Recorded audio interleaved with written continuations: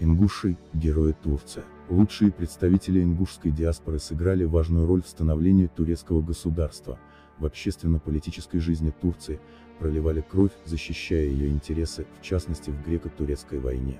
За смелость и отвагу были отмечены высшими наградами Турции.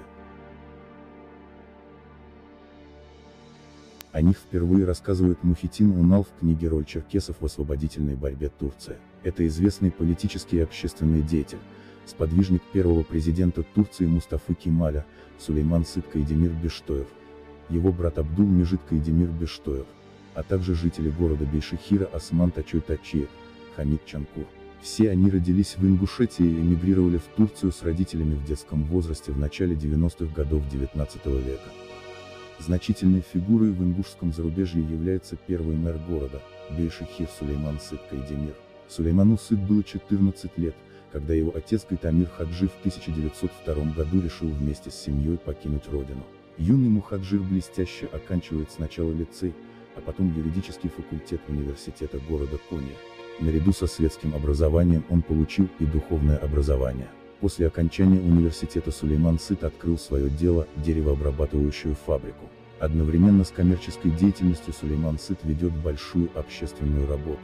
Когда над Турцией нависла угроза раздела между странами Антанты, он вместе с другом, черкесом Мехметом Назымом, создает тайное общество товарищ. Когда Мустафа Кемаль Ататюрк, возглавивший народную борьбу младотурков, прибыл в город Конья, Сулейман Сыт примкнул к нему. С этого времени вся его деятельность была тесно связана с деятельностью Ататюрка. Сулейман Сыт снарядил на свои деньги на греко-турецкую войну 30 ингушей из Бейшихира, а его брат Абдул Межид был командиром сотни. Ататюрк многократно вызывал Сулеймана Сыт в Анкару. Сулейман Сыт должен был участвовать в Сивасском и Эрзумском конгрессах в качестве делегата от города Конья, но болезнь помешала ему в этом.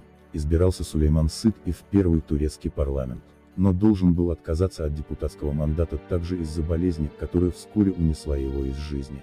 В 1922 году, не дожив совсем немного до объявления республики, Сулейман Сыт скончался, похоронен он в Бейшихире. Улица, на которой он жил, носит его имя. Его дом занесен мэрией города в список исторических памятников Турции. В свое время это был самый красивый и большой дом в городе. Сулейман Сыт Кайдемир Бештоев, его брат Абдул Межид Кайдемир Бештоев, Исмаил Чанкур Ташхаев, Осман Тачой Тачиев были награждены высшей наградой Турции Истиклал медальон, медаль свободы. Представленный к этой награде Осман Тимурзиев, по словам его племянника Хасана Баяна Тимурзиева, отказался от нее в связи с тяжелым положением Турции.